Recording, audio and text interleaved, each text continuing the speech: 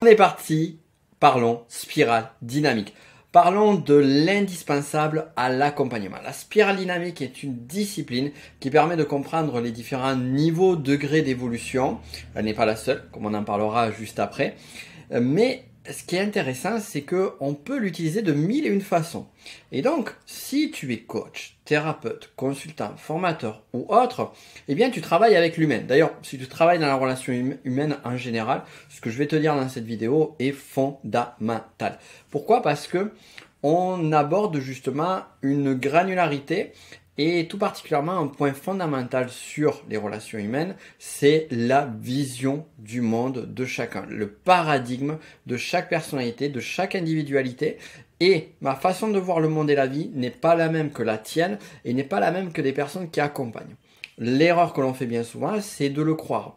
Alors, si tu as appris par exemple des fondamentaux comme la carte n'est pas le territoire en PNL ou d'autres choses de ce style, c'est évident pour toi que l'autre n'a pas la même vision du monde, n'a pas la même perception de la réalité que tu peux avoir. Cependant, c'est pas parce qu'on le sait consciemment qu'on va pouvoir le mettre en application et justement pouvoir être le plus fin possible dans son accompagnement. Voilà pourquoi on va vraiment voir en finesse justement qu'est-ce qui manque et comment ça va améliorer les relations en général. Parce que vraiment là, on parle d'un sujet fondamental que sont les relations. Avant toute chose, si tu ne me connais pas encore, je m'appelle Nico Pen et au travers d'une approche intégrale qui utilise différentes disciplines comme la spirale dynamique, la pyramide de Maslow à 8 niveaux, l'énéagramme aussi parmi les fers de lance, la programmation neuro-linguistique, les fonctions cognitives de Jung, quelques outils de Ken Wilber. Et on pourrait également citer des outils de Carl Gustav Jung. Bref, au travers de toutes ces approches, eh bien, je t'enseigne une vision, une approche intégrale qui te permet de t'améliorer, tout particulièrement si tu es coach, thérapeute, consultant ou formateur. Ceci étant dit, maintenant on vient sur le fond du sujet, la spirale dynamique. Alors comme tu peux le voir ici, je t'ai mis 5 niveaux d'existence. On sait que la spirale dynamique, ce n'est pas 5, mais plutôt, je dirais, 8. On pourrait presque dire 9, 9 points en particulier. On va la mettre là.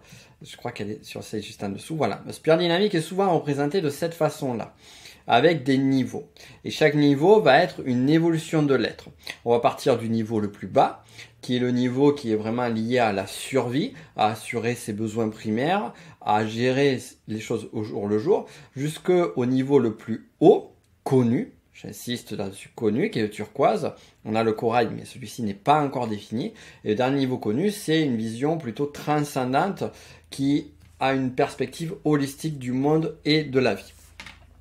Et en fait, ce qui est super intéressant sur la spirale dynamique, sans vraiment repartir sur les fondamentaux, alors là ici, petite parenthèse, ces slides-là que tu vois sont extraits de ma formation Votre spirale dynamique. Si ça t'intéresse d'en savoir plus, tu as le lien en description, mais plus que ce lien-là, je t'invite surtout à regarder Accompagnement intégral, qui est le tout premier lien sur lequel on utilise spirale dynamique et d'autres outils encore. Je vais en reparler un petit peu plus après.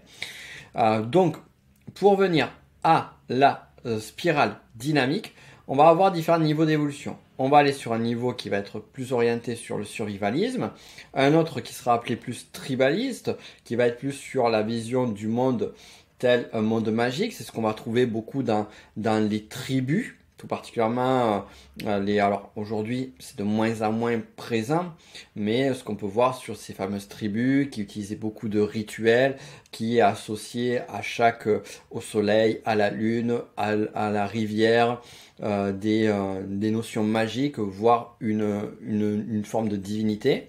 Et après, on est arrivé sur le rouge. Le rouge, c'est également très associé à ces périodes de conquête qu'on peut voir avec Jules César, Alexandre de Grain, cette violence finalement d'action ou cette recherche de pouvoir. Et ensuite, on est arrivé au bleu. Le bleu est très lié à une approche qui est beaucoup plus dogmatique, beaucoup plus sacrificielle. Je me sacrifie pour une cause future. On pourrait parler justement du Moyen-Âge avec l'Église ou de quelconque religion finalement dans sa forme la plus, on va dire, la plus extrême, dans le sens où il y a une vérité unique. On peut parler aussi du communisme et de bien d'autres choses encore. Après, on a Alors là, vraiment, je simplifie énormément, mais c'est pour essayer, pour vraiment poser un contexte.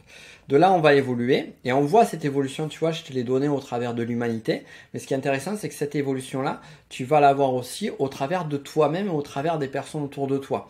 Donc, chacun d'entre nous va évoluer dans sa vie. Par exemple, on va avoir une période où on va être très dogmatique, où on va se sacrifier pour les autres et pour une espérance future, en ayant une vision du monde de la vie très manichéenne. Soit c'est juste, soit c'est faux, soit tu es avec nous, soit tu es contre nous. Et après, on va retrouver aussi une autre façon de voir le monde de la vie qui est j'ai envie de profiter de la vie, j'ai envie de vivre. On n'a qu'une vie, on va la vivre bien. On va aussi pouvoir profiter de la modernité, des progrès. Et on est vraiment dans une approche matérialiste de la vie. Donc voilà, c'est je veux plus de liberté, je veux plus d'argent, je veux voyager. Donc là, on est dans ce qu'on appelle le niveau orange en spirale dynamique. Et certains vont évoluer encore derrière. D'ailleurs, certains n'ont pas encore évolué à ce niveau-là. Et c'est là où on va venir justement à l'accompagnement. C'est pour ça que je te fais cette préambule fondamentale. Certains vont évoluer sur un niveau qui va être le niveau vert, qui est un niveau où finalement, ok, ben finalement le côté matériel c'est bien, mais ça a ses limites. Et on oublie le côté humain. Donc il va y avoir un désir de revenir sur une communion avec les autres, sur s'occuper des autres, sur s'occuper aussi des personnes qui sont mises de côté. Donc ça va être aussi un niveau qui va être très en lien à l'inclusivité, le retour sur soi dans le sens le retour au calme, le retour au silence, le retour à justement l'écoute des autres, au consensus, au bien-être, mais à l'instant T donné. Je vais m'arrêter là parce qu'après on a des niveaux qui sont un peu plus subtils, un peu plus complexes comme le jaune et le turquoise. Et encore une fois, si tu veux vraiment avoir des détails plus concrets là-dessus, je t'invite à regarder la masterclass sur la spirale dynamique, celle qui est sur la spirale dynamique. On y va plus en détail. Accompagnement intégral aussi, mais bon, ça c'est un autre sujet, je vais y revenir après. Alors, donc on a ça. La question maintenant qu'on va se poser, c'est comment utiliser cette approche-là en termes d'accompagnement. Pour cela, je vais revenir à un modèle beaucoup plus simple. Beaucoup plus simple et beaucoup plus, je dirais, adapté à une première façon d'utiliser la spirale dynamique en accompagnement. Parce que oui, ce qu'on va voir dans cette vidéo, c'est une première façon. La suite, on en parle d'accompagnement intégral. Donc, on a vu les couleurs, donc c'est marrant parce que je reviens en arrière. Donc, on a vu qu'on avait cette évolution-là. Et en fait, lorsque Claire Graves, le fondateur des origines de ce qui deviendra plus tard la spirale dynamique, a développé ce modèle-là, il a découvert tout d'abord les niveaux à partir du rouge jusqu'au jaune. C'est-à-dire qu'il manquait le premier et second niveau, que sont le beige et le violet. Et également, il manquait le niveau turquoise, le tout dernier. Et en fait, pourquoi il ne les a pas vus? Parce que pour trouver ce modèle-là, en fait, c'est un modèle qui n'a pas été fait, qui n'est pas un truc qui est sorti du chapeau, comme on peut souvent le voir. Non, ça a été quelque chose qui a été un travail énorme avec des années et des années d'études, de tests, de sondages sur plusieurs milliers de personnes. D'abord, c'était au travers d'étudiants avec qui il interagissait et après sur différentes personnes. Et d'ailleurs, ce travail-là a été fait sur plusieurs années, ce qui a permis de constater que certaines personnes évoluaient au travers de ces niveaux d'évolution. C'est pour ça qu'on parle de niveau, que moi j'aime bien parler d'évolution. Mais ces visions du monde, ces métasystèmes, si on devrait trouver un autre mot. Ainsi, une personne qui est sur un niveau, par exemple, qu'on va qualifier de bleu, qui est du sacrifice de soi, eh bien, à un moment donné, peut évoluer pour aller sur un niveau orange, et ainsi de suite. Et l'évolution se fera toujours vers le haut, et ne se fera jamais en sautant un niveau. Si une personne croit qu'elle a sauté un niveau, généralement, c'est qu'en fait, elle n'est pas encore à ce niveau-là, mais elle est encore, par exemple, à ce niveau-là. Ce qui peut arriver. Une personne qui se dit, ben ouais, je me sens au niveau jaune, mais j'ai pas vécu le niveau vert. Ah, peut-être que tu es au niveau orange, en fait. Voilà. Donc ça, c'est un petit détail que je souhaitais rajouter là, qui permet de garder un peu d'humilité par rapport au modèle. Humilité qui nous manque souvent en tant qu'être humain. Alors, donc du coup, là c'est une version très très simplifiée. Claire Graves a identifié que, en fait, quand on était sur le rouge, on avait une expression de soi impulsive. C'est-à-dire, j'exprime le moi, je profite et je me soucie peu des conséquences. C'est des personnes, par exemple, quand tu vas avoir certains spammers sur Internet ou autres, c'est des personnes qui veulent récupérer, qui veulent prendre, mais en même temps qui n'ont pas conscience, ou du moins qui ont une faible conscience des conséquences à long terme de leurs actions qui peuvent être des actions nuisibles. Ils ont encore moins conscience des conséquences autour d'eux. Ensuite, on est sur le sacrifice de soi pour une récompense future. Là où on est sur ce côté-là, eh bien, il y a la notion de vertu, de morale qui va rentrer en jeu. Et la morale, ça va pas être une morale qui va être installée chez la personne parce que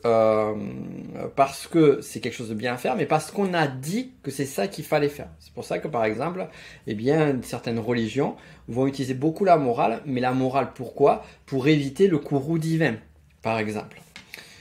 Et ensuite, on va aller sur l'orange, exprime soi de manière calculée, c'est-à-dire que là, je m'exprime, mais en évitant des conséquences négatives chez les autres, ou du moins éviter que ça se sache, que ça se fasse, ou que j'ai des représailles dans le futur.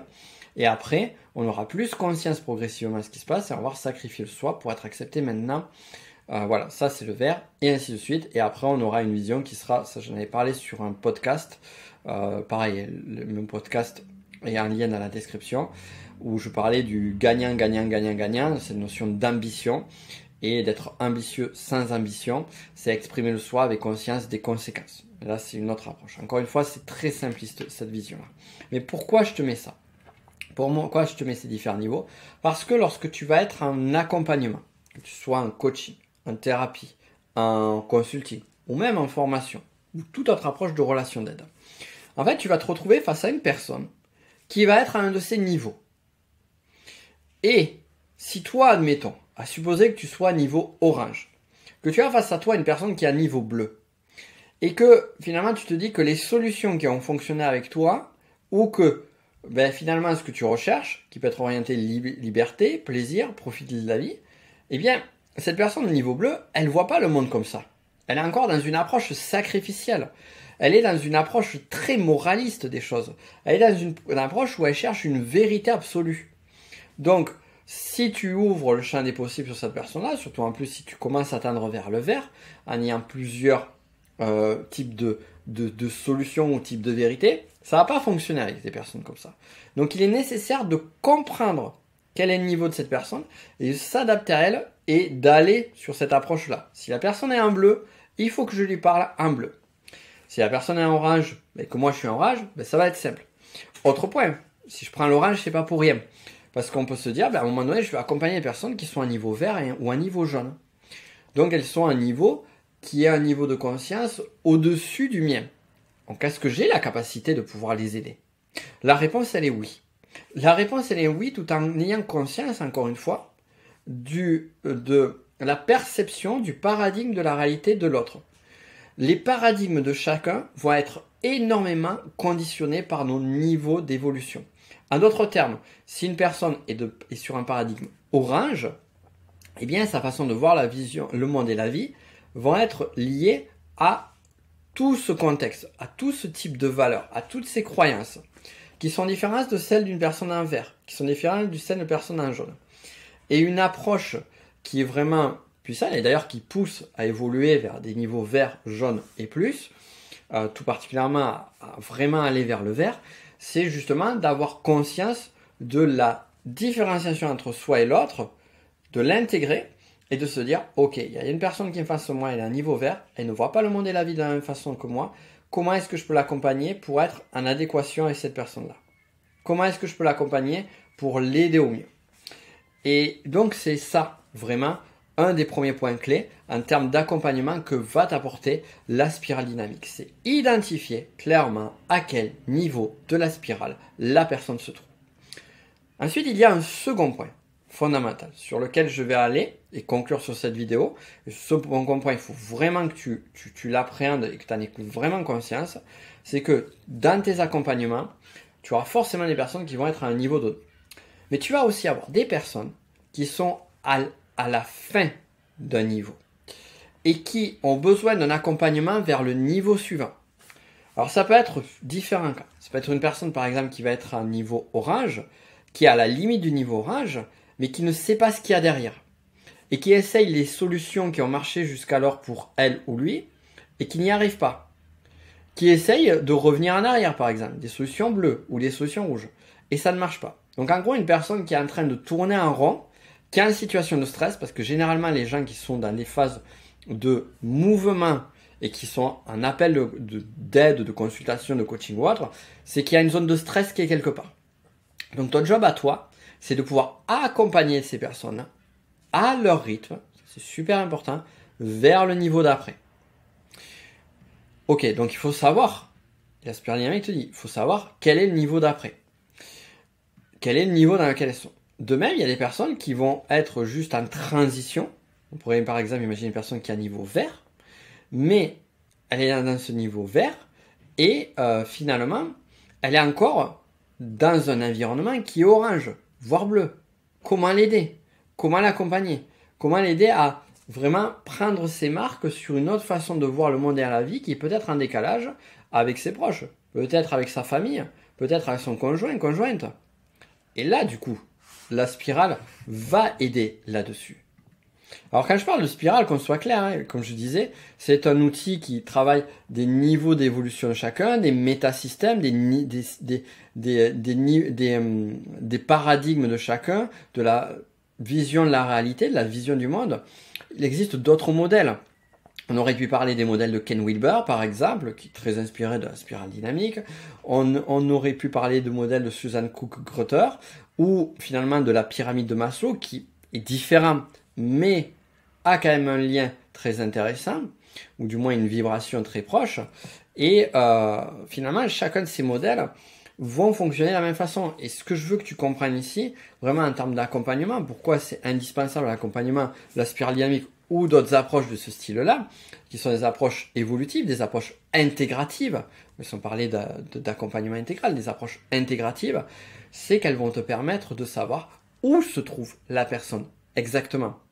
Et éviter justement d'avoir ce truc où je vais calquer ma vision du monde sur la vision du monde de l'autre. Mais si je connais pas, si je suis pas capable de savoir quelle est la vision du monde de l'autre, ben je peux pas faire autre chose que calquer la mienne. C'est-à-dire que si je sais pas où elle est, ben je peux pas le deviner. C'est pas intuitif. N'oublions pas que Claire Graves, ça lui a pris de mémoire 5 à 7 ans, je crois 7 ans, pour arriver à développer ne serait-ce que ce premier modèle, que cette première version. Donc on ne peut pas imaginer sortir ces trucs-là du chapeau. Et en termes d'accompagnement, la spirale dynamique va aider, comme d'autres outils, j'en ai parlé sur les 2 précédentes vidéos notamment, que sont par exemple la pyramide de Maslow, alors pas la pyramide de Maslow à 5, mais celle à 8 niveaux. Également, on a la petite roue de mémoire qui va repartir aussi rapide qu'il est arrivé, les niveaux logiques de Robert Dills, donc il y a un outil qui est issu de la PNL, mais qui est une excellente grille de lecture pour savoir où se trouvent les problématiques d'une personne. On a la spirale dynamique, là on a vu une façon de travailler la spirale dynamique, c'est-à-dire de travailler sur où se trouve la personne et comment on l'accompagne, mais il y a une autre façon que j'explique sur l'accompagnement intégral. Alors, je vais plus en détail sur l'accompagnement intégral sur cette partie-là, mais il y a une autre façon que j'explique aussi d'accompagnement intégral, qui est de travailler également avec la partie enfant, les différentes parties enfants de chaque personne. C'est-à-dire qu'à un moment donné, il y a une partie de soi qui ne sera pas intégrée. C'est-à-dire que bien que tu aies vécu les niveaux beige, violet, rouge, voire peut-être bleu, voire peut-être orange, peut-être qu'aujourd'hui, admettons à supposer, tu as un niveau jaune, peut-être que tu n'as pas tout à fait intégré le niveau rouge. Peut-être que tu n'as pas tout à fait intégré le niveau violet. Et peut-être dans certaines situations de vie, tu vas sentir d'être en régression. On le voit, on le sent. Et ça, en termes d'accompagnement, c'est important de savoir justement, à un moment donné, quand une personne est face à nous, peut-être qu'elle va être de façon constante à niveau vert, mais à un moment donné, face à un rapport en relation de couple, eh bien, c'est le rouge qui va être en jeu. C'est pas du tout la même chose. Et là, on est surpris qu'il y ait ce côté-là. Mais ce côté-là, on doit le faire. On doit l'aider à grandir. Donc ça, j'en parle d'accompagnement intégral. Je parle aussi de Ken Wilber avec les cadrans, les 4 cadrans, qui est lié à la méthode AQUAL de Ken Wilber. Donc là, ici aussi, on est plus sur une approche systémique. Et également avec la symbolique de Carl Jung, donc qui permet de travailler avec l'inconscient. Tout cela, j'en parle sur l'approche intégrale. En ce moment, il y a pas mal de surprises sur l'approche intégrale. Il y a une masterclass qui est gratuite, qui est accessible.